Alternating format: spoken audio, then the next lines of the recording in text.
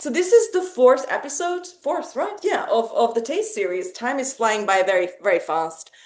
It's a little bit different, I think, from the other sessions, and it's different because whilst when I structured the t good taste, how to have good taste in the age of AI series, I thought that it would be the last one, the last session that would be the odd one out, because it's going to be about social graces, like good manners, kind of good social presence as an art form. Very often, when we meet somebody who is so talented at being social, we feel like this person is an artist. It's both that they were born with this talent and they are cultivating it. And it's not like real artistic talent. It's not something where you can say, here is a Medium post, do these 5 things and you will become this person. Just that's not going to happen, right? They have the je ne sais quoi, that magic sauce. And that's very important. But as I was preparing for this session, I mean, months have passed since I listed the series. And since then, we've also been doing a lot of events on AI and writing, AI and the humanities. Some people are very bullish on it, some people are not. I realized that when we talk about literature, it's not like the other art forms. And it's especially not like the other art forms when it comes to how technology might transform our understanding of it. And I will explain to you why, and I would love to hear from you whether you accept my argumentation here. When it comes to the other, maybe more physical art forms, from instrumental music to sculpture, we both feel that, well, the physicality of it, AI is not yet able to match, right? It can create maybe a sketch of a sculpture, but it doesn't yet have that kind of muscular, dexterity-based skill that we assume a human sculpture has. And similarly with, I don't know, you look at how Sarah Chang plays the violin, and you can assume that it will take a very long time for a robot to play violin this way. It's not so much so with text, right? In this case, the output, especially like machine written or online written text, is very similar, right? It's just some kind of consciousness putting out, or a reasoning entity putting out text. The other very, very big difference here, and this is, I think, where I was kind of surprised to wade there in my own thinking about this, is that when you look at music or film or visual arts, and you look at the kind of history of this art form, including today's AI-aided or AI-generated versions, we realize that from the earliest days, those art forms have been utilizing technology. Those art forms basically don't really exist without technology, right? So there's always this mediating layer, that there is the human talent, the will, the stuff to be expressed, the content that the human brings, and then there's always a technological layer. There would be no Hammurabi columns and pyramids and Michelangelo frescoes, not to mention, some of the more cyber-based art forms of today. Were there not some types of artistic developments in the process? And very often, art is like one arena of technological innovation, right? If you look at film, how many things had to be invented for film? And then other art forms also look like there's a kind of interchange between technological innovators and artistic innovators in those areas.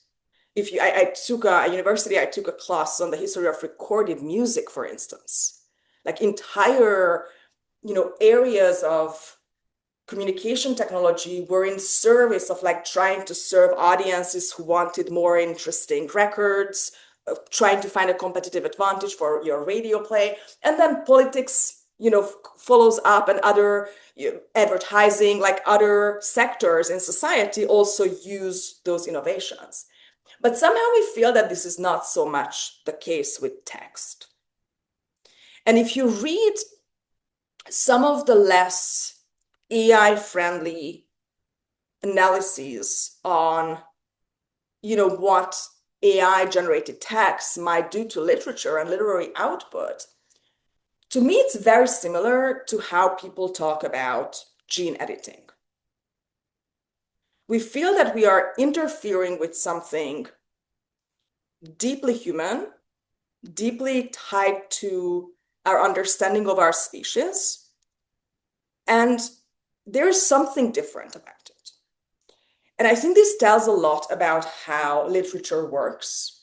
And when somebody asks you, if a child asks you, like, Mom, Dad, why are we reading novels? What's so good? Why do we go to the theater? And sometimes you just don't know what to say. It's like for people who love this art form, it's so obvious. We never really learn to defend it. But soon we may have to do that. And just look at the text, right? You write something. Say you're texting with your girlfriend, boyfriend. You're writing a recap for your boss. Or you're writing beautiful poetry, because that's how you spend your time. We know that what you're producing is completely unique to you. There's your special brain. Your neurons are in very different places from where my neurons are. It's kind of your blueprint of your life. It's your genetics and everything that has happened to you since, everything you've ever read, your vocabulary, your cultural connotations with certain words, like for me, English is my third language. So there are all these other layers of meaning where I get the words from. How do I choose? How do I think? And we feel that interfering with that is almost similar to interfering with your DNA. And then you start thinking, okay, when did humans become humans? When was the moment when we went through a very long process from communicating animals, right? Like all animals communicate, to something where we think, okay, this is a human being. And you realize, like, well, according to many, many, many theories, that happened when we developed self-consciousness. And what is self-consciousness? Self-consciousness is you having learned to use language, which we can assume at the beginning was quite primitive. And then you develop all of a sudden an internal dialogue, right? In your head, language started. And now you had ideas about yourself. You understood that there is a self. And I think for many, many, many people, and I kind of count myself among them, this instance of becoming the one entity on Earth consisting of the same elements as the universe, right? Like we are not special from a chemical perspective, but we are the only ones, as far as we know, who evolved to the point where, in us, the universe, as they say, reflects on itself. And what is a text if not the expression of this? Where we say, I have this unique stream of consciousness that really is so special that we are able to become best friends with other people and fall in love with them. And we understand that other people are unique, right? And we love them or hate them for it, depending, we understand. You can have triplets and they are all different because they have a different talk in their heads, right? And that creates different output. And so we understand that there is something completely to us still quite mysterious. And mysterious not in the sense that, sure, we understand the DNA, like we've understood it since the mid 20th century. We understand evolution, we understood it since the mid 19th century. Like these are long traditions in science, but it doesn't really mean you understand why everybody has a unique DNA. You understand, but you don't. There is something that is sublime about it because it tells you that, wow, the world is very big and very complex, and I am a unique part of this gigantic machinery. And whether you believe in God or have some kind of spiritual practice or not, this is a pretty big idea. So big that some people become super depressed. Right, like the meme with the guys on the bus, like life is meaningless. One is crying, the other is super happy. It's like this, like, oh my God, the universe is gigantic, and you can be like super happy about it and be like, oh my God, thanks for having me. Like my birth was so unlikely statistically, and now I'm here, and I get to spend a couple of decades here, and that's like pretty awesome. Or you can be super depressed, like, okay, I don't matter because there are like a billion of us. Like it's up to you and your habitus and your mood and what happened to you. And so we do feel that there is something about a novel, say Tolstoy sits down and writes War and Peace, that is more personal, even than, say, a Francis Bacon painting, where clearly he was literally pouring his guts out. That there is something about it that if, I don't know, Tolstoy had joined the sect 2 years earlier and decided not to write the book, some gigantic slice would be missing, from the kind of consciousness history of humanity. I mean, in literature, we even have stream of consciousness. And when you read a stream of consciousness novel, say you read Mrs. Dalloway, it's like, holy shit. It's very different from like automatic painting. There is something glorious about a Jackson Pollock, which was also this just like pouring out, literally pouring out something, And I always wonder about this because it's so hard to even talk about it. But the moment when you sit down with a great poem, with a great novel, a great play, you know that you are communing with something here that is as personal as art can get because it's unmediated. Right? You can commune with Chopin, it's very personal, or Bob Dylan, but you can't, the identification is not the same, right? This is why I was so intent for you to read the Woolf text, that a good reader, when a real book makes you a writer. You write it, you read it as if you were writing it. And so I'm very, very curious about how you think about it and also how we can think about taste, because I think also taste making works a little bit differently in literature. So I'm going to just stop talking here. Thanks for coming to my TED Talk. But this is a salon. And I was thinking like we should actually start with this particular salon to just go around the room. And if you're happy with this, to like, I just want to hear about your favorite books. And I would like for you to explain to me your favorite. Let's stick with the novel for this exercise and talk to me about it from the point of view of the consciousness of the author. So it's not just like, oh, it's a very important book because when I was 12, we went on this camping trip. That's also great. And I love you for it. But I want to hear about your encounter with this author. I'm going to give you just a minute to like think about it, and not because otherwise it's super unfair for the first person who goes. And Key and David, I'm also going to go to you, so prepare yourselves. I know you are off camera, but this is salon, and I would love to involve you. Sounds good? Anybody ready to go first, so I'm not like picking on you? David, you go first. You're Sure. like a space I, person who's like talking with you're like you look like a guy in Houston who's like, do you guys have enough oxygen? No? I love it. that's right. What do you mean you have a problem? Yes. We'll solve it. We'll solve it. It's fine. Yeah. Um, I don't read a lot of fiction. Um, uh, uh, I I'm think I not going often to make struggle with. economist jokes here, okay? No, no, no. I won't. Because you do I read won't. economics and like there's Cool. also a Um, spectrum there.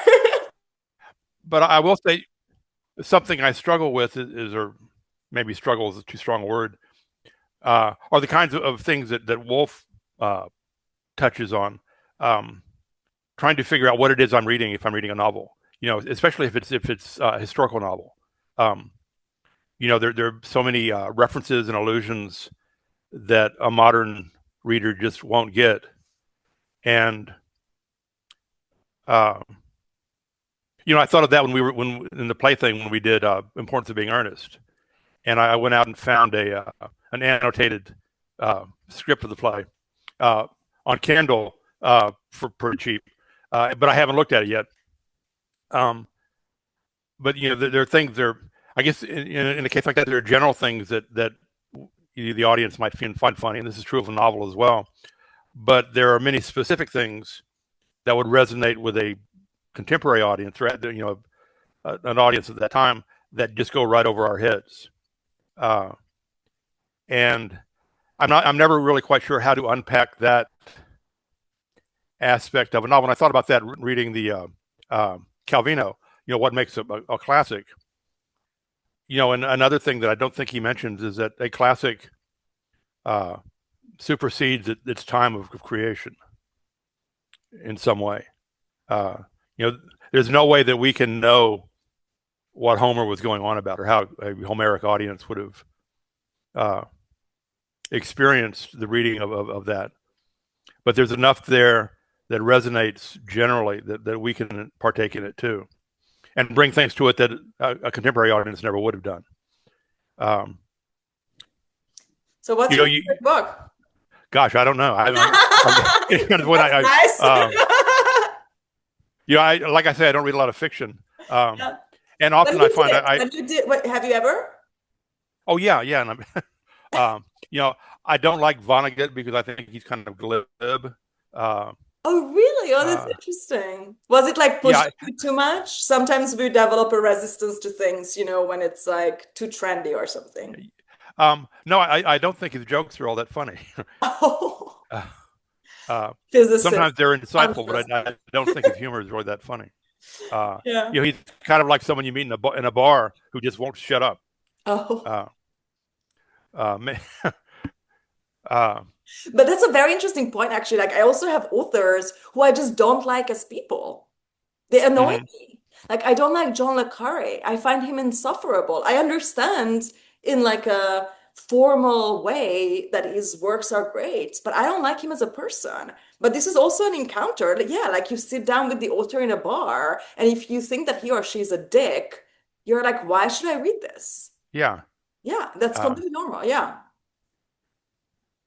Yeah, and I think Macari goes out of his way to be a bit of a off-putting. He's the master of disillusioning everything you think about the world. Yeah, absolutely. Do we accept the misery of this author? I mean, this is the big. I don't like Le Carré because I find that he's condescending, that he thinks that the reader is stupid, and I have a problem with that. And I would in a bar with a person, like I would be like, I went to school, calm down, I know where Africa is, like that's kind of the Le Carré thing.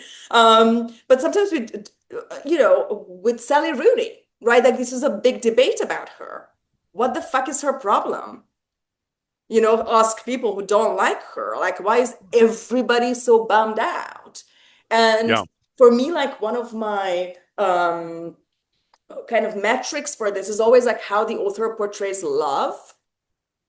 And this is actually a huge problem for me in contemporary American fiction, that I feel like somehow authors are not allowed to talk about romantic love in a positive way, say a marriage or people dating, because it comes off as trite, or maybe it's from like some pulp fiction chick lit stuff.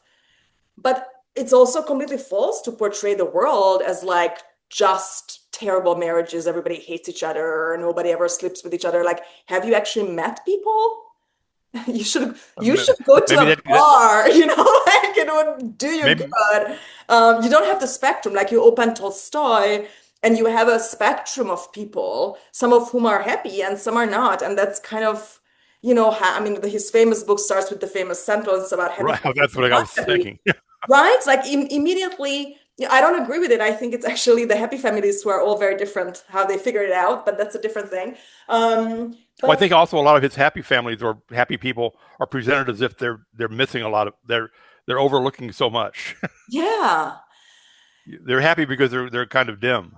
Oh yeah, that's also like a famous, that's a form of condescension. And this kind of goes back to the matter of why literary expression is so closely tied to the person, and almost like a writer can't really lie. Like who they are as people will come out. If you're an optimist, if you're wrong about something, if you're ignorant, if you hate people, if you hate children, if you hate women, like these things eventually will come out, and the audience will kind of viscerally respond to that. And I find that very, very important. And you want to be, in a,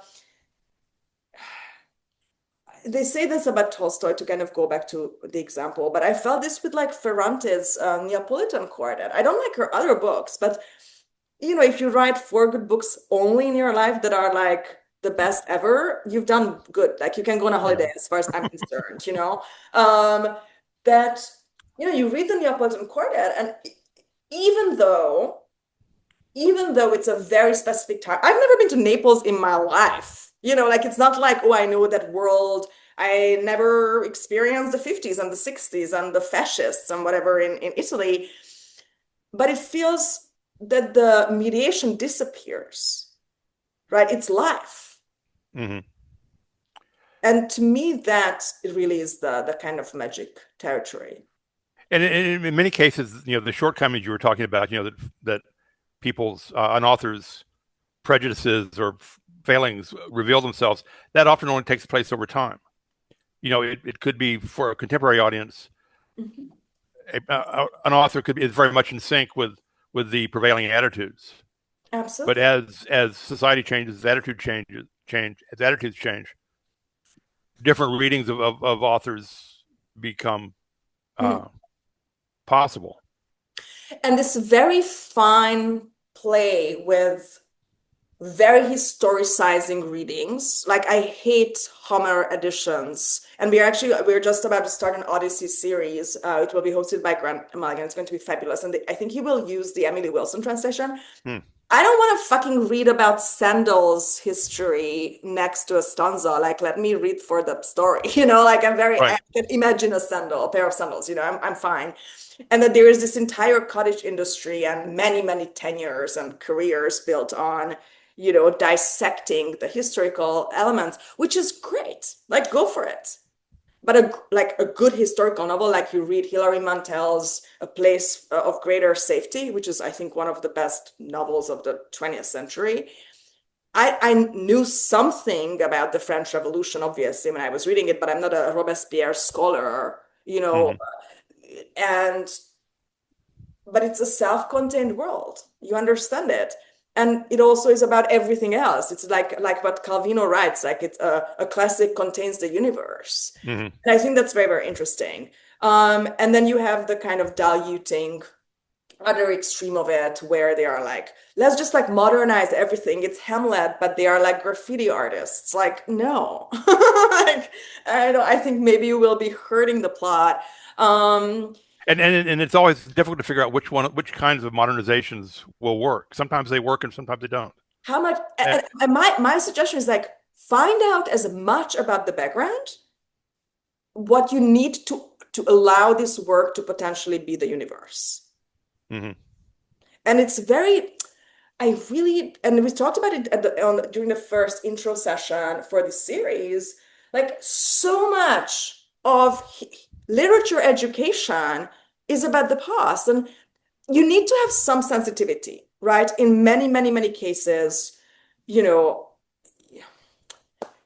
if you didn't read anything where people are sexist or racist, you wouldn't read anything, including contemporary books, right? Let's be honest, because in 50 years, we will look like barbarians.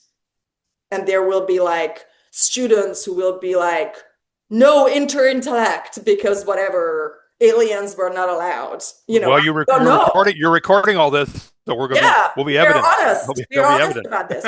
But you have to have there you need to know enough to have empathy, I think. So when you read, to go back to Mrs. Dalloway, I'm going to use these like very cliche examples just to kind of like use something that most people are familiar with. Virginia Woolf, when she wrote that book, didn't know yet that there was going to be a Second World War, right? They didn't call the First World War First War. They called it the Great War. We Mm-hmm. know it. They didn't fucking know it. From their POV, that was like the worst thing that ever happened. They were kind of right The by war that will end all war. The war that will end all wars. They called it. yeah, yeah, yeah. And so when Woolf writes about these being the ultimate tragedy, you can't be like, nah, I'm not reading it. She's like discriminating against the second. Yeah, but she didn't know it yet, you know? And so you need to know enough about the era or try to find out if you can, Hmm. that you can approach it from there. But also, I feel like a good writer gives you everything you need in the work. It's just there. And if you are a literary writer yourself and you produce works, try to write things. Actually, with the importance of being earnest, I would say that everything you need to know is in the play. Right, and that's sort of it can be summed up as storytelling. You Yeah, have to it's sort of work creation and storytelling. absolutely. The other thing, and then I'm going to pause the mic on, is this. There's a reason why we call a person author, and why author is the same word, hi Brenda, as authority, right? The author has a responsibility. And if you feel betrayed by the author because they are condescending to you, because they are describing a group of people in inhumane way or unjust ways, you kind of rebel against the author. And it's like walking out of a movie. And I always say you don't have to finish books. Like, it's like you don't have to finish a conversation at a bar with a person. If I'm you I'm evidence of that. you give them the chance. If they don't live up to your expectations, you don't owe this. I mean, if it's a school curriculum, something, of course. But I always tell myself when I finish books, which when I stop reading books, which happens quite often, that I can like struggle on with this, or I can go and read four other books that I actually enjoy. And I would prefer to do that. Mm. So I'm going to stop here. Santosh, Can I say one quick yeah, yeah, thing go, go, go. Sorry. that what you were just saying reminded me of? At the outset, you talked about the difference between this salon and the earlier ones in the series, and I think another difference is that if you're thinking of music or dance, which we haven't talked about, but dance, there's a creator, and then there are these human intermediaries, the musicians or the dancers. Whereas with a novel or with literature, you're sort of it's the reader. It's pretty direct between the author and the reader. There's not this performance aspect in the There's no middle. mediation. And and and Right. and it's always unique. Look, when you study ballet, you're standing by the bar and everybody does the same thing. When you're learning to draw, you're learning to do a perspective, every student does the same thing, Right. right? You never do this with text. And there's a reason. We don't teach literature in a way where everybody has to write the same line in a poetry. We might, give you the task of write a sonnet, a Shakespearean sonnet about this pen, and we will see but the teacher will be like, look at all these very different things that, the teacher will stop and be like, how many different places these went? Whereas in ballet, it will be like how similar the legs are. Mm-hmm. And and even in how we teach it, it's always there. So it's very, very interesting to me. And actually, like in theater, you have something similar with acting, which is so close to literature because it's the voicing of literature. You never have, say, to give you an example where, many, many students will rehearse the goodbye scene in Romeo and Juliet when they wake up in the morning, right? They will never be like two actresses have to do it the same way.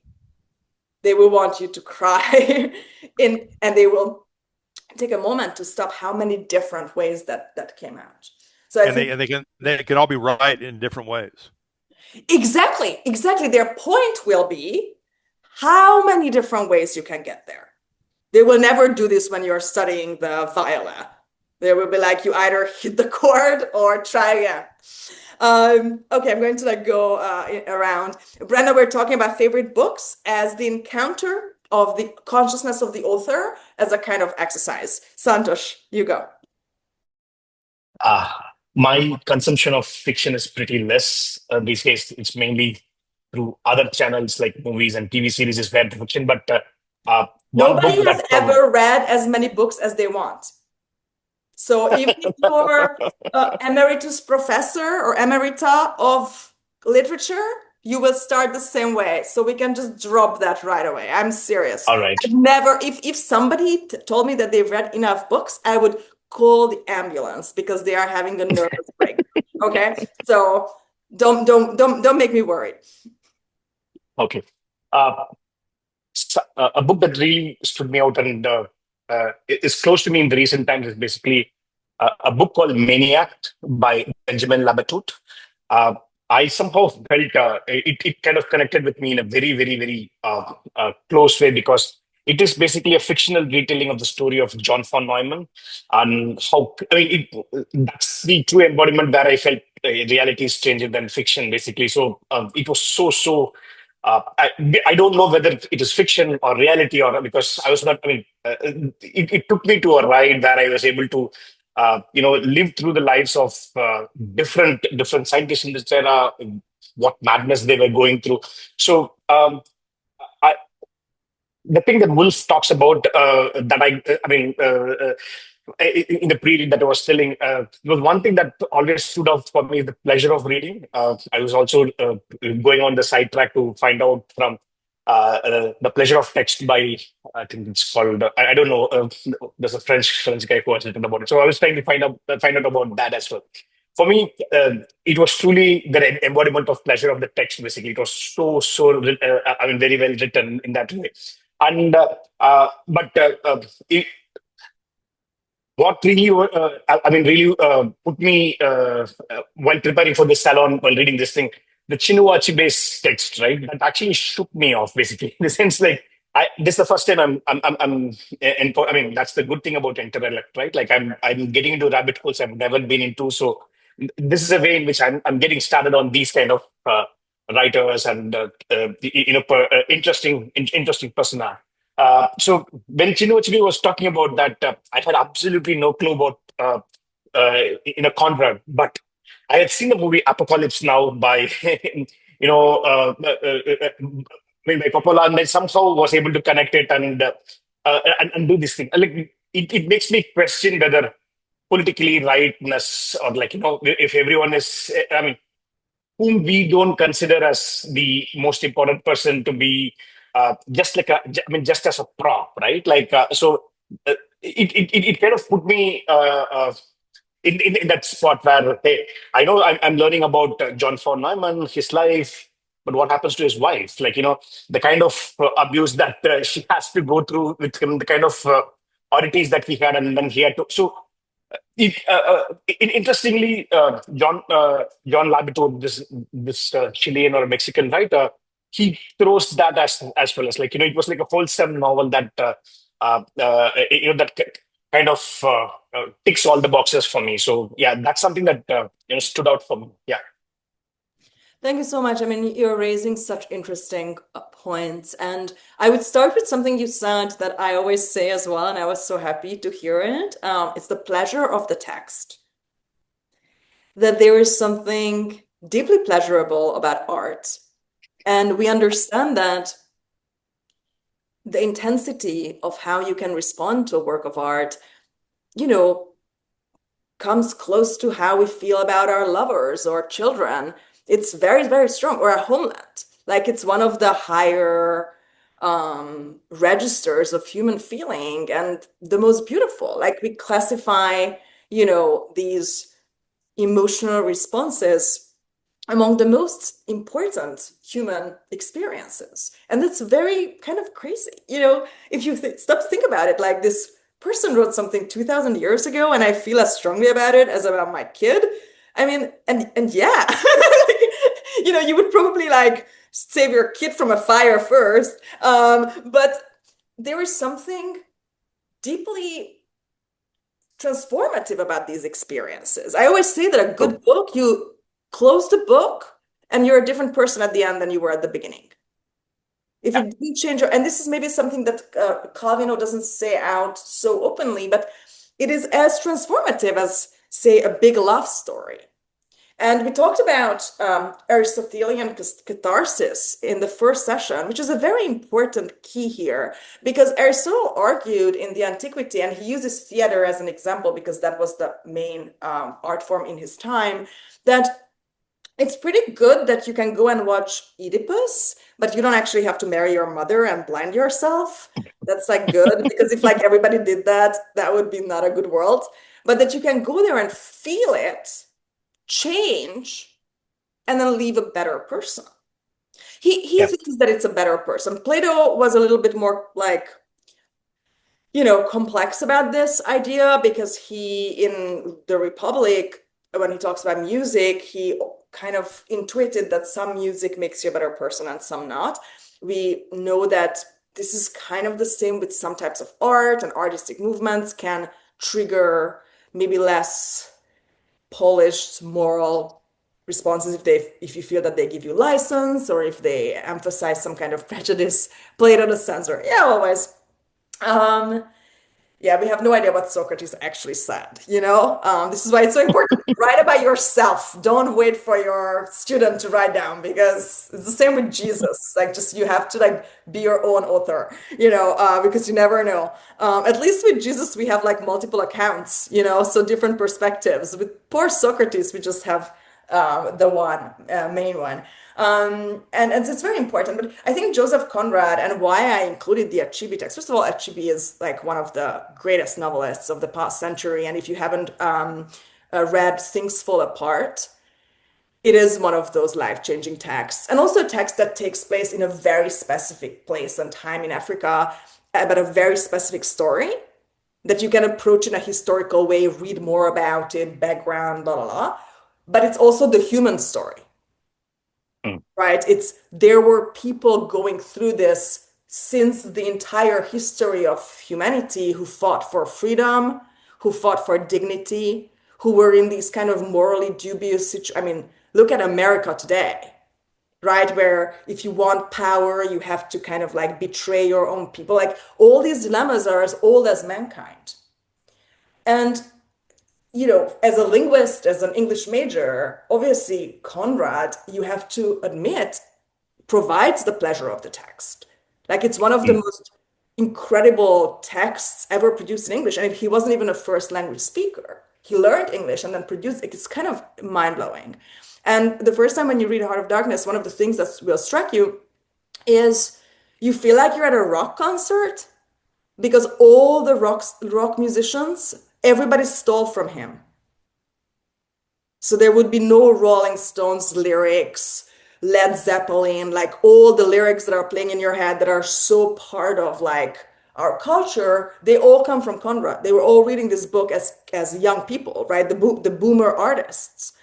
And there's a reason why the great movie adaptation was in the early 70s by Coppola, right? It was for that generation. And then they transposed it to the Vietnam War. It shows you how deeply for that generation that was a defining book. But that there's also a kind of toxic element to the pleasure of the text. Because if what the text conveys is not even outdated, but morally entirely questionable. And I kind of feel like in Conrad's case, it's not even prejudice. He was just really ignorant. Like he went to places and didn't actually speak to the people there. So he's like an ignorant alien in all these different places. And then the people who live those places were like, what the fuck are you talking about? Like what you're describing is not that. That's not what it means. That person is not who it's like there's a wonderful Ingmar Bergman movie, The Silence, from 1960, where these two women and the son of one of the women, two sisters, and one of the son and nephew, little boy, so three people travel through an unnamed country during an unnamed conflict. And it's about their isolation. They are stuck in this hotel. The two sisters have some kind of mysterious conflict between them. You don't know if it's a concrete conflict about something specific, or it's just that their personalities are kind of a war of the worlds. One of them seems to have some kind of illness. But they are surrounded by a language that is a fictional language in the movie, And so this immense isolation. But Mm. the women respond to this by like, well, I don't fucking understand this language. They sometimes like go outside and like at least one of the sisters goes outside and like interacts with the world. They don't write a famous novel about it. Like they understand that they don't understand. And one of the troubles with colonial literature is that they were writing about stuff they didn't understand. Mm. Coetzee, J.M. Coetzee, the great Nobel laureate South African writer, has, I mean, one of my favorite books actually is, and one of my favorite books by him is a book called In the Heart of the Country, about this like white farmer family in South Africa. And it's kind of crazy and actually a reminder of another Bergman movie, Persona, that in the middle of the book, it stops and restarts the whole story from a completely different perspective. Because you don't understand. There's this woman, the farmer, all she understands is who comes to her, her little like bonnet view of the world. And in the middle, it's almost like you cut the film and tells the same story, but everything means something else. And you feel kind of, you realize how these people lived. A wonderful movie with Michelle Williams called Meek's Cutoff about the wagons, the pioneers who went from the East Coast to the West Coast to basically colonize it in the 1800s. It was even shot in this very blocked, little narrow frame to mimic the bonnets that the women were sitting on these wagons, the American landscape that was completely uninhabited, this enormity, but you had to travel through it with like this tunnel vision, literal, physical, like a horse. And so you have this whole giant conflict, which is a real historical event to talk about how much you have to research about it, where this guy called Meek splits the pioneers, and we know from history that half of the group died and the other half reached, I think, Oregon. But all the women know is this. And this is also how we live history, right? Like, you don't know what's going to happen. One day, we will be called pre-something, but we don't know what, right? You make investments, make babies, buy houses. You don't know pre what you are, but clearly you are pre-something because everybody has ever always been. All you see is this. And the reason why we read literature is because we don't like this. We want to understand how people in the past, what they thought, what they felt, because with that, we can at least widen this a little bit. If we don't see the future, at least to understand how things usually go. And, if you meet somebody who is 85 years old and they have seen every painting versus you meet somebody who is an 85-year-old professor of literature who has read many, many, many, many books, you will feel that the person who has read the books is really wise. You might not feel this with the person who has seen all the paintings or even who has heard all the music. You will think that they might have good taste, that they might know beauty, in a way that is almost like superhuman. But it's with literature where we know, like, this person must understand people. When you meet a really old psychoanalyst and you think, well, even if this person is not hyper intelligent or whatever, just the fact that they've listened to so many people, this for them is like this. And kind of would you say the same thing for an 85-year-old professor who has seen all the classic movies, best TV series as well? Because I'm that kind of person who who can get onto a movie rather than spending time on a book. So yeah. It's a very, very good question. And there's a reason why film is the next session. It's the last specific genre session, because film is multi-art. I'm so excited for that. The film has music, visual art, literature. So in that sense, yes. I mean, Yeah. somebody who's like a action movie expert, maybe not. But if somebody is like a film scholar, I don't know, of like Scandinavian cinema, I would probably think that it's very like you watch Mad Men and you feel like you've read Proust. Yeah, sorry, Yep. Proust. It's true. And we can assume that Proust would have written a TV series today. You know. Um, so yeah, that's and biopics. We'll talk about biopics next session. Okay. I think it's a very important point that you know like Neumann, how to understand the intimacies, the intricacies of a family through a novel better. But maybe we will do that with the movies because it's very, very important. John, do you want to take the mic? Yeah, I'm Hi. happy to. Um,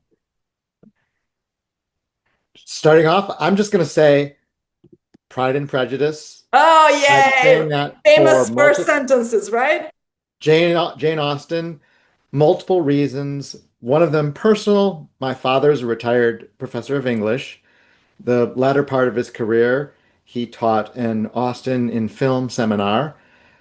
So I just had Austin kind of like flowing through my life and constantly thinking about Austin. So many film treatments too of Austin. Um, the other thing is I went to St. John's. We read great books at St. John's. Um, and the I think they rotate through Austin's novels, and we happen to do Pride and Prejudice. Another thing is thinking about the uh, Chinua Achebe piece. Um, it I see in Pride and Prejudice, one of the things it treats is the fallibility of your own perspective. Exactly what you were talking about with I mean she's looking through a bonnet and she's saying the thing that I see through my bonnet is false. The thing that I interpret from what I'm seeing in my bonnet is false. Especially in I think Emma, that's right? really Like when they are misunderstanding, and exactly. she takes you through like a movie of how the Bennett girls misunderstand the guy, or how Emma misunderstands the situation with the lovers. Like it's only lovers in Emma's head. Hmm. The power of Hmm. the point. Like they say that Austen invented the point of view. You know? They, I think, I mean, people think of Austin as being small because it's all taking place in drawing rooms. It's all taking place in, but we all live our lives in this little box, right?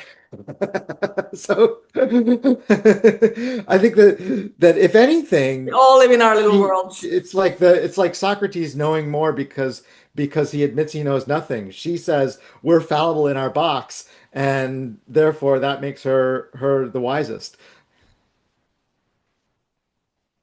So that's why I Yes. would pick Austin. I And did want to Austen, mention too. yeah. Sorry, go ahead.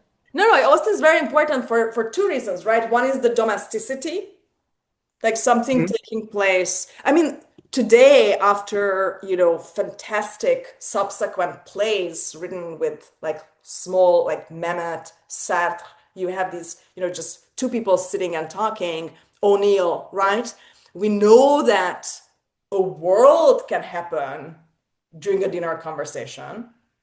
I'm sure you guys had those moments in your lives when you just like had one situation in one place and it changed everything. So we know that.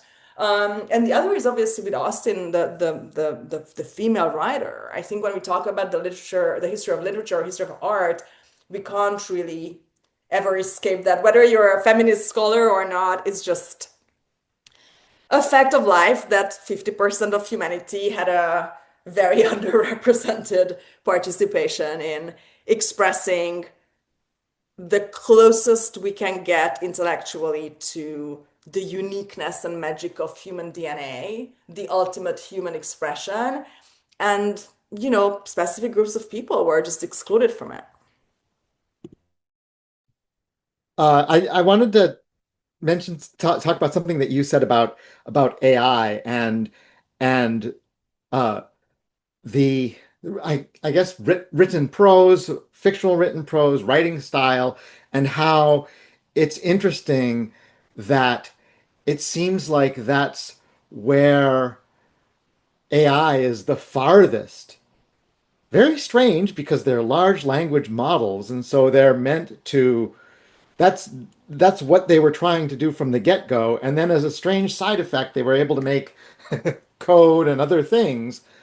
And yet I heard I think it was an interview between Dwarkesh Patel and Noah Smith talking about, can you imagine an LLM blogging like Matt Iglesias or something like that, like blogging with the quality of, or Scott Alexander or something like that, right? It's almost like we can't even imagine that the quality of the prose is going to be as good ever as the best writers. And I could be wrong, but I don't even see how we could possibly get there, right? How we could possibly make how an LLM could make a Shakespeare sonnet that is even close to Shakespeare. Or not even a Shakespeare sonnet, a blog post that's as good as Scott Alexander's, right? I mean, I don't see it happening, and maybe it will happen. Maybe it'll happen in a year or two, but I'll be shocked. I don't want to be inappropriate, but there's this sentence by Milan Kundera, who kind of expresses almost everything he thinks about the world philosophically through sexuality. That was his thing. So you have to like give it to Kundera. He has this sentence in, I think, one of his essays, if I forget where it was, that when it comes to eroticism, it's not the what, but the with whom. And he talks about one of these like Don Juan characters who, sleeps with all these women, but it's not really the mechanics of it. It's like who you are doing it with that makes it exciting. And I feel similarly with LLMs, and you realize that there is the pleasure of the text, but so much of that is who is saying this. So my question with LLMs blogging is not just whether the text will be good, is that even a mediocre human blogger is more interesting than a very good LLM blogger because it's the who says that thing. And we read bloggers, read people because they have a human experience. Right? We want to encounter, like I use LLMs every day. Like I use LLMs when I'm preparing for this. I use it to like proofread my stuff. Sure. But do I give a tiny fuck about what LLM thinks? No. I do in the sense that, for fact checking or, I often check the Interintellect, what it knows about Interintellect so I can know that what's on the internet is correct, right? You don't want people, searching for some things like a lot of our new members come through ChatGPT. I don't want it to like guide people to, I don't know, Airbnb.com accidentally. I want them to guide them to my website. But like I don't care. Like it doesn't have a personal experience. I think it might be very different in a couple of decades if it has a physical body, because then it will have a very specific new kind of experience. Like if you could interview a Waymo, it actually would be interesting that what I would be interested in how it feels for it to be driving through San Francisco where some people want to destroy it and how it changes its view of humanity. Sure, or I would want to know what people do in a Waymo, of course, and the stuff that it has seen. But like, it doesn't have a human experience. It will have, even as a physical entity, it will have a very specific experience of an AI. But that's interesting. I mean, you watch Westworld, and it's interesting how the androids see humans because you learn about humans through it. Albert Camus says beautifully in his Sisyphus book something that I kind of discovered independently as well, which is that all people really care about is themselves. You watch Hamlet because you want to think about your own self. You don't really care about this like whiny Danish guy in tights. Like get over yourself. Maybe don't kill your mother. I don't know. I mean, he doesn't kill her, but like accidentally. And I can't reflect really on myself through LLMs, except when I investigate what it thinks about humans. But if I read, I don't know, Calderon or Dickens, the reason why it's transformative is because it revealed something about myself that I didn't know. And sometimes it's very uncomfortable. Like I think a lot of negative feelings about literature, especially the classics, is because they might not be very flattering. Like Hamlet is not a flattering thing to read. Like it tells you that you're probably also a whiny person who would not be able to decide because that's how most people are. And, you will be like, okay, but I'm a bigger person now having learned that. So in this sense, maybe even Conrad is somebody we should read because we all have prejudices about other people and we encounter different cultures. And very often we're just like, I just want to get on with my business. And oh, that's so interesting. And you don't really stop and immerse yourself for a variety of reasons. I mean, I'm sure you've been on holidays in locations where you didn't really like dive into the local culture and language and history. You were just like hanging out on the beach with a cocktail. And, that's another kind of exploitation in a way. And it's good to reflect on that. You can also just watch White Lotus. Don't quote me on that. Andy, do you want to jump in next? Sure. Hi. Hello. Long time no see.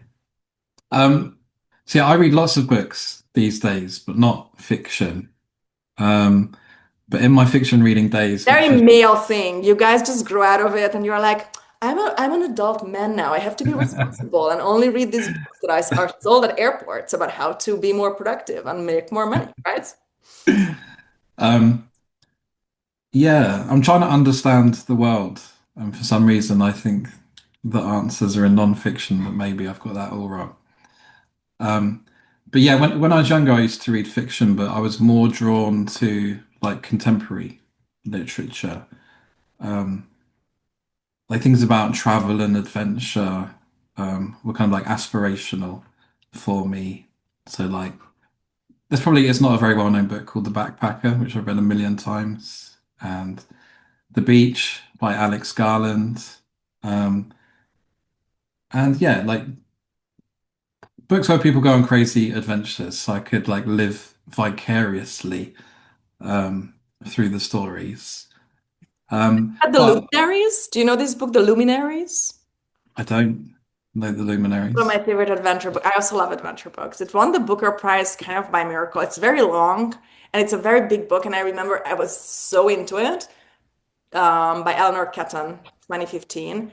That I remember, yeah, I was still in London and I was like reading it on the tube. And I remember my hands were shaking because it's so heavy and I couldn't stop. I was like standing and just like, I have to know what happens with the ships in New Zealand. It's like, it's urgent, Those books are great. Cool. But yeah, like more classical literature, I couldn't really connect with when I was younger because it was such a different world.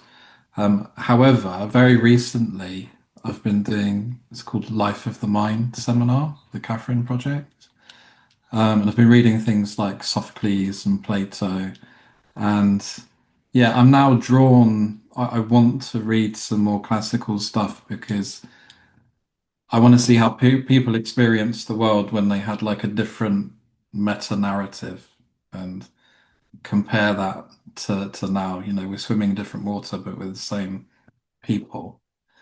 Um, so yeah, as I said, I try to understand things about the world through my reading, and yeah, maybe there are some answers for me in literature as well. So I need to put down the non-fiction for a bit.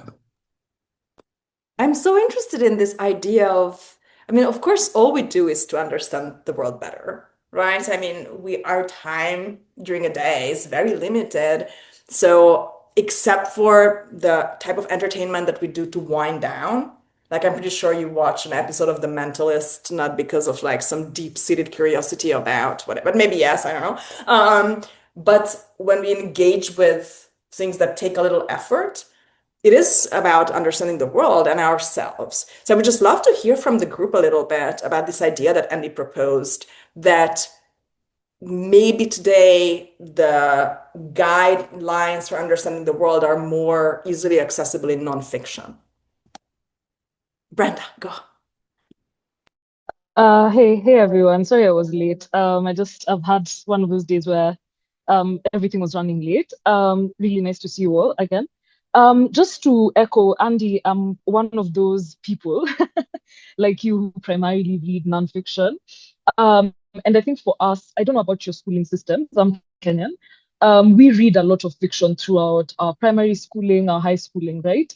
And the thing I think I want to, as you guys have been speaking, so I've read a lot of like Western classics, not because I wanted, but because they were in the library and I was bored and I was in a boarding school. But what is a classic, right? So for us, at least in Kenya and other places on the African continent, Things Fall Apart is a classic, right? So those are the classics that we would tend to read. So as Santosh was talking, for example, and he said like, oh wow, it was so, you know what I mean? To come across Achebe, like if you told that to a Kenyan, they'd just be like, what do you mean? You know what I mean? Like this is a thing that people have read by the time that yeah, so that question, like what is a classic? And I think that's why I like that essay. Because Achebe's views and mine on I have never read Heart of Darkness because I was like, it just sounds ridiculous. Like even reading the back of the book, I was just like, of course this would only appeal to a white person or someone who is like a Western, like a person who lives in the West, right? For me, the books that stand out of fiction books I've read not recent, this is actually a really long time ago, let me not misrepresent. There's Arundhati Roy's book. What's the one that won the Booker Prize? I have never read something more God of The shocking small God about of it. things. Small Like Things. God of Small yes, The God of Things. Small Things.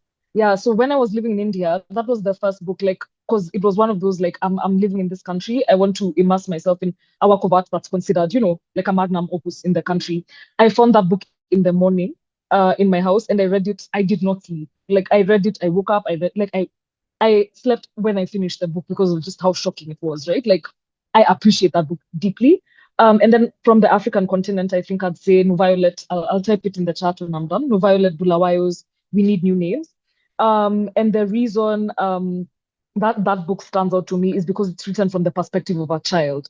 And we don't tend to read a lot of literature that's written from the perspective of children, other than, I don't know, Lord of the Flies. And they're rare, I'd say, right? And this is the perspective of a child who's born in a slum, and then she migrates to the States to become an undocumented immigrant. And it really, do you know what I mean? Like, so she's not, like, she misses home, she can't go back home.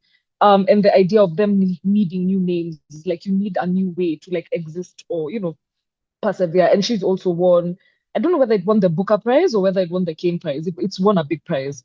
But I'd say just coming back to the role of fiction, sorry, fiction specifically, I think it's because we are, as Anna mentioned, like I think we're really self-involved, right? So to even get us to be able to consider a perspective that is not our own, we need to be immersed into a fictional universe, right? Like to get most people to consider existences or like experiences that might be different. And something that stands out to me, one of the most important things about like the Austen verse, if you can use that, or like other books, fiction books written by women, is that that's the only time perhaps men were willing to sit with the thoughts of like the internal world of women as a serious place, right? It had to be fictional.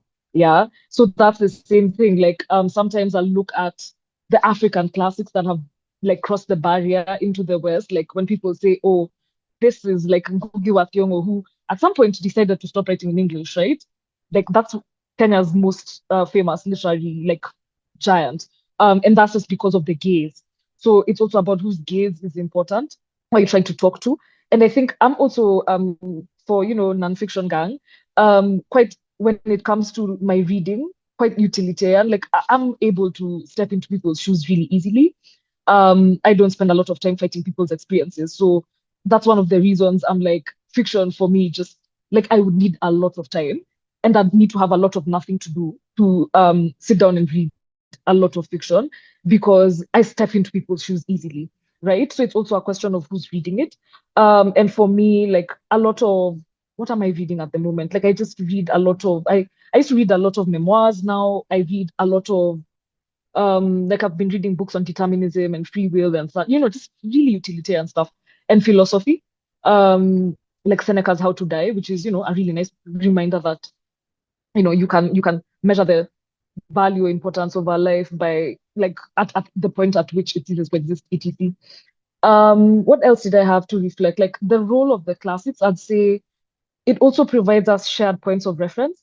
So you can have a conversation, like I'm in this conversation with you guys who are based in different places because we have shared points of reference when it comes to the things that we've read. So these acted as like cornerstones of what is the human experience in this place at this time, right? So in the 1800s, what were women doing? And then you'd be like, oh, this book captures that really well. This book captures that really well. So perhaps with the existence of the World Wide Web, that might no longer be as necessary. So then it becomes a bit luxurious, right? And I don't mean that luxurious, like, and not to denigrate like the luxury of time, but when you can have any and all information, right, at any given point. Like, should you want to step into the experience of like with augmented reality, you can actually do it. Like I can actually place myself in some places, right? And see what they're seeing. So what does fiction do now? And perhaps just a thing that I'll throw out there, I have not a complete thought. Perhaps that's why young adult fiction is so, prominent now, because the internal lives of children at least are still are still offline. So once the kids are online, I don't know whether young adult fiction will be as popular as it is. But yeah, those are my initial thoughts. And yeah, thank you for the space. I love this, and I loved your note. Like, I read a lot of Western fiction, but not because I wanted to. I think we all read fic. I think the introduction of young people to literature is so often like just non-consensual, and I just think about just a little change whereby you have a curriculum, but at least the students can choose the order or which 20 to read from these hundreds, and we don't do that, right? And so I think there's a lot of kind of like reader's trauma out there where you just had a bad experience being like something being forced down your throat. And the first response to that is not to go and buy more of that. Like maybe you just want to forget about the experience. I'm very interested also in how, like, there's you and then there is the world, but you are part of the world. And so understanding yourself is part of understanding the world. And what you get from good fiction, not all fiction, there's also fiction where I'm like, I would not want to get involved, but good fiction is information. It's just information about yourself, and in like deepens your own dialogue with yourself, which will, determine how you use the world. So you can understand all you want. How many people who have such factual expertise and understanding and competency, but yet they don't have wisdom. They understand the world on paper, they know the words, but it's not, you don't feel kind of in community with them. And I think actually, Brenda, you brought up memoirs. And I always say that memoir is the type of nonfiction that comes closest to this POV understanding. And if you can read memoirs, even if you don't like fiction, or sometimes we are also in phases in our lives when we don't crave fiction. Because maybe you're going through something where you just like need to focus on yourself. Memoirs can be wonderful. And an excerpt, an interview, anything that gives you, a little bit of empathy of how another person might view the world. There is this wonderful sentence in the first season of the Couples Therapy TV series. I don't know if you guys were watching it. I think it was 2020 or 2019, the first season. And in the recap at the end of the season, Orna, the psychologist or psychiatrist, says at the end that a partner in a romantic relationship is a constant irritant because they are the nonstop reminder that you can see the world in a different way. Even in your happiest marriage, your most ardent love affair, you can never diminish and make the difference go away. And this is kind of also what good fiction does for you. And I love the matter of the traveler. And then, of course, you have Conrad and if somebody wrote a book like this about Hungarians, like ask a Ukrainian what they think about the book Everything is Illuminated, where Jonathan Safran Foer from Brooklyn travels to Ukraine and parodies these people who are breaking their asses to help him, by the way, find his lost ancestors. I'm pretty sure it's not his favorite, their favorite book. It's like they will feel very offended. It's offensive. It's objectifying. But then, we read Tocqueville, who was this like spoiled French guy, but he came to America and actually spoke to people. And Americans today love and read Tocqueville because the traveler could ask basic questions that Americans couldn't. Like if an American in 1813 had gone to his neighbor and was like, "Hey, John, so tell me about this democracy thing," you would be like, "Have you been hit on the head, dear neighbor? What's going on?" Whereas if like a French guy comes and says like, "Oh, John, what do you think about democracy?" La, la, la, you are like, "Well, let me tell you," and you would be like being a guide. But you have to accept the guide in some sense. And there's a reason why in mythology and writing, when Dante descends into the underworld, his guide is Virgil, right? Who is his colleague, or so Dante hopes at that point, because he's very unsuccessful when he writes this book. But he hoped that's the aspiration. But he's not a native of hell. So before he goes down to the underworld, he needs a local to show him around. And there's a reason why in one of the greatest examples, but so many books, right? The Great Gatsby. Nick is your guide. Wuthering Heights, Nellie is your guide. In Austin, Austin is your guide. Sometimes it's the author who's like, "I'll go there myself." But very often there is this person, and that gives you a role model for the humility that you don't know. What the Luminaries does, the Eleanor Catton book that I mentioned, and Catton is very intentional. She sat down at like age 20 and wanted to write the Great Victorian Novel of New Zealand because it didn't exist. So her patterns and the blueprint that she uses are 19th century. And it starts with this guy, Walter Moody, at the beginning of the book, arriving to Hokitika in New Zealand, not knowing fucking anything about it. So the first thing he does is he encounters the community, and actually in the story, which relies on the kind of reception horizon of the readership, of you being already familiar with this trope, they actually use him for an investigation. Because they say, we have this problem. There are all these different perspectives locally. The Maori guy knows one part of the story. The French clerk knows the owner of the whorehouse. Everybody has a little snippet.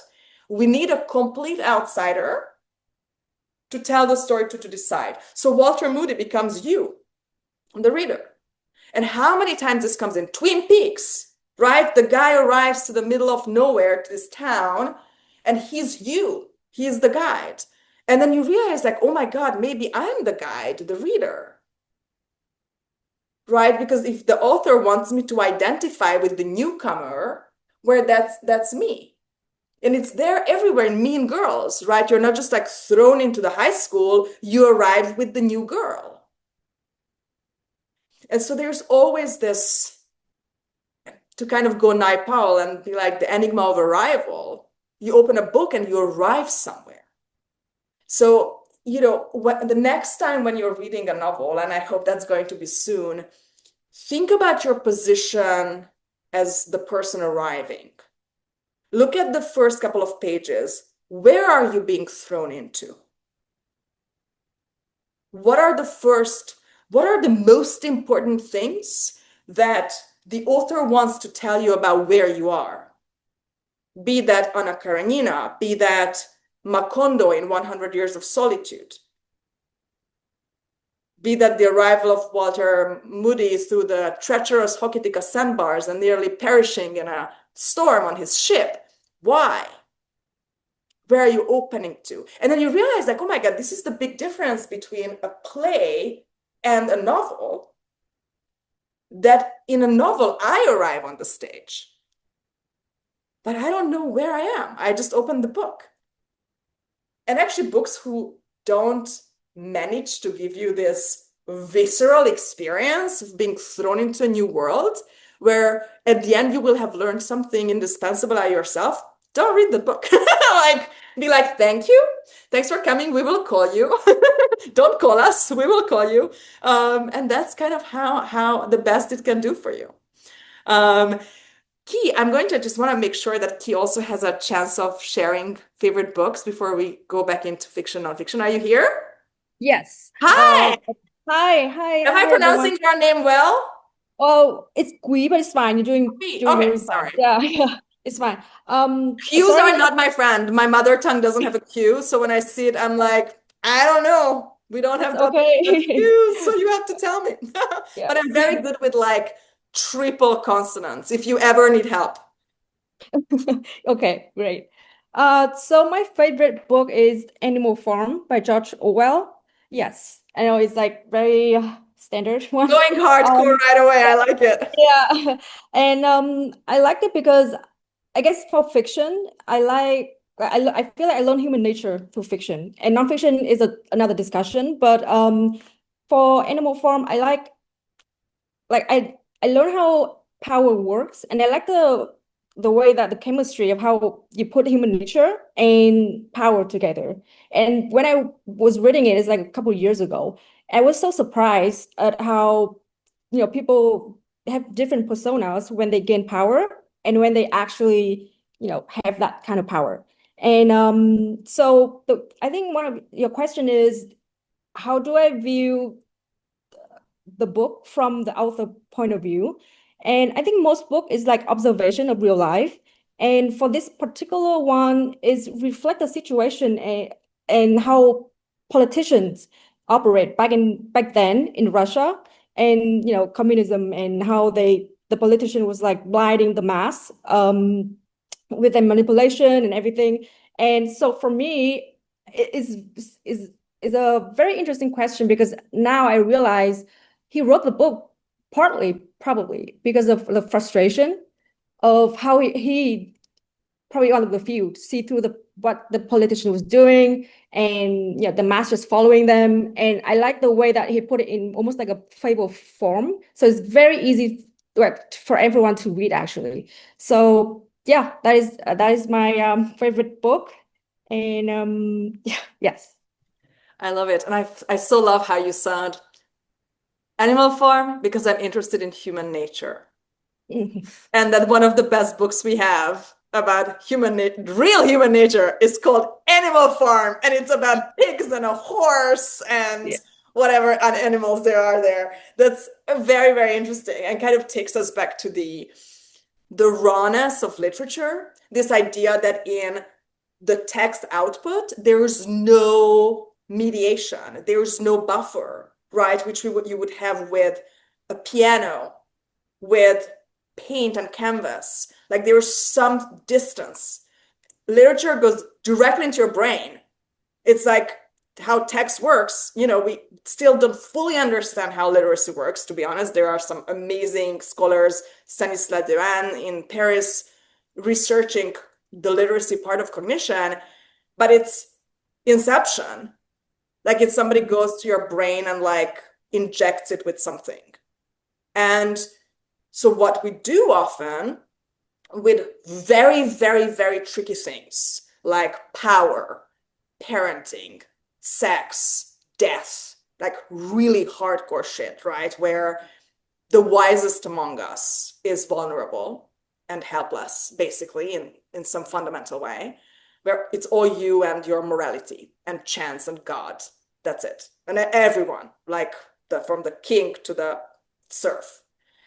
We so often metaphorize, right? When you watch Game of Thrones and you're like, oh my God, how raw this is about how power works and how families may betray each other, how people actually behave when nobody's watching. You somehow need like dragons, just to like make it less scary. And then you can kind of swallow the bitter pill better. Or you want to fully express fascism in all its darkness. You need hobbits and elves and like little like jumping around with arrow, right? Because otherwise it would blow your brain out.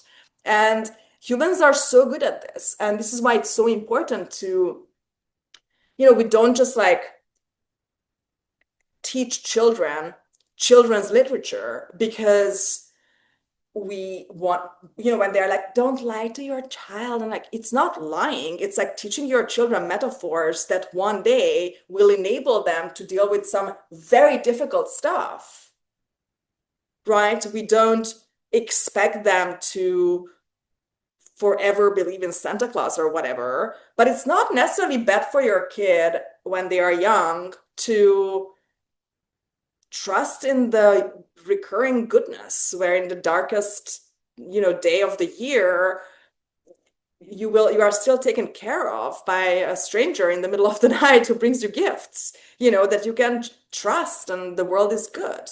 That's not a bad thing to think. Or that, why parents pretend to be Santa Claus, because you want to teach your child that you can count on other people outside your family. And that if you were good, then the world will reward you for it. And that's like not wrong. Like that's kind of how life works, right? If you are a good person and your community loves you and it's not some kind of extreme situation where the community is rotten, that also sometimes happens. But we can hope that, more and more children in the world grow up to be citizens somewhere where if they are helpful and good and honest people, somebody will come and want to be friends with them, so we empower children with these creatures so that one day they can be like, I really want to think about how, I don't know, shifty history is, and then they can go and read Asimov. And they won't be like, but this never happened. This isn't another planet. But they can just accept, like, okay, this is a metaphor. And this enables me, this is a language that I can learn. And then I will be able to encounter a new form of knowledge. And I mean, Animal Farm is science fiction, right? Or I think it would classify as science fiction. And it's really, really important to not dismiss these works. They are simply things that would be impossible to deal with without this. I mean, also why we have religious practice in life. Like you need to have sometimes specific worlds and languages of expression to deal with the hardest stuff in the world because it's just too big. And also why I will always be very, very bullish on reading things written in the past, even if it's obscure sometimes, like most likely you will never have to invade Troy. I hope, mostly because it doesn't exist. I would be really worried if you did, and sit there for 10 years while slowly all your friends die. But it's really good to read something where the remoteness of the time creates a similar buffer as does, I always say that if you want to show people on TV, if you want to show how people are, you either need dragons or it's happening in a 1960s advertising agency. These two things are the same method, right? You either remove it from this timeline or you push it back or you push it forward, like some science fiction is just in the future. So be very gentle with judgment with these things because it's there to help. If it works, it's there to help you. Everybody has told favorite books. Brenda, I don't think you have. You told us what you're reading right now. I just don't want to close the I call. did. You did? I did. The fiction ones I did. The Violet Bulawayo's We Need New Names and yeah. So that's like an overall favorite. Yeah. Okay. For fiction, but non-fiction, there are too many. Like, yeah, I should not get into that in this call. Very, very cool. Okay. Yeah, very, very many. Yeah. So before we close the call, I would love to hear from whoever wants to jump in and share what is one idea that you heard today that you will be thinking about before our next session, which will be about movies. So we will have a little bit more a discussion there about literature. And is there a book that you will maybe acquire after this call?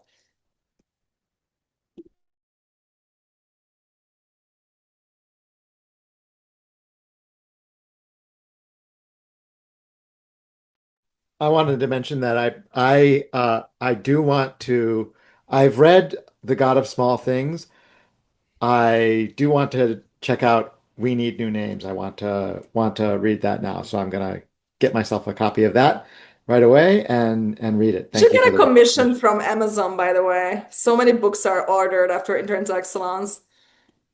Yeah, I've already acquired a copy of We Need New Names.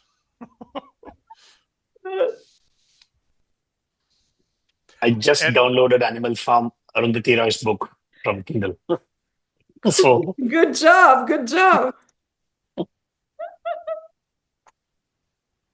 I'd say just for the people who are willing um to grapple with ideas that might be like really well argued, really long book, not fiction, but in my opinion worth reading, is a book called Determinism. Let me just find you the author's name. He's a scientist. And if you're in need of like just a challenge, because I'm one of those people, let me see, Determinism book. You're determined, sorry, determined by Robert Sapolsky. So it's basically arguing, because I don't know whether you guys know about the arguments between free will and determinism, right? Like, basically, do we have free will? And this guy's answer is no, which is a challenging idea, right? Like as human beings, because it can lead you to like a state of philosophical nihilism. So it's a long one. It's a bit like the arguments are really, really good. Yeah. So if you're looking for a nonfiction book to read, yeah, please read that book. And I think it'll help you become like even as you make arguments for free will. Like I'm one of those people who's like super into agency. Like yeah, it can help you think about that better. Yeah. And another memoir of Sapolsky's A Primate's Memoir, for those looking for memoir reading, is so funny that I was sobbing on a bus in London reading it, that somebody came up to me and asked me like, what are you reading? Because this seems awesome. It's one of the three funniest texts I've ever read in my life. One of them is A Primate's Memoir. So I really, really recommend it. I once tried to invite him on Interintellect and he told me a price and I was like, have a nice day. That's good for you. Happy things are going so well for you. But if you are friends with Sapolsky, send him my way. Thank you so much, guys, for coming. I can't wait for our next session. We have a wonderful reading channel on Discord. I really recommend, you will meditate on this conversation and there will be poems and plays and texts that come up for you, fiction, nonfiction. Do share it there. I think there's nothing more pleasurable than reading a book that a friend has recommended. It feels like you're not just in dialogue with the author, but also with that friend, and you can't wait to tell them about it.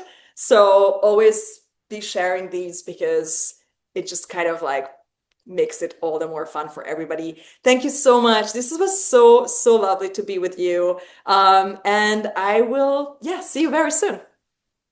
Thank you, Kriya, as well. Take care. Bye-bye. Thank you. Bye.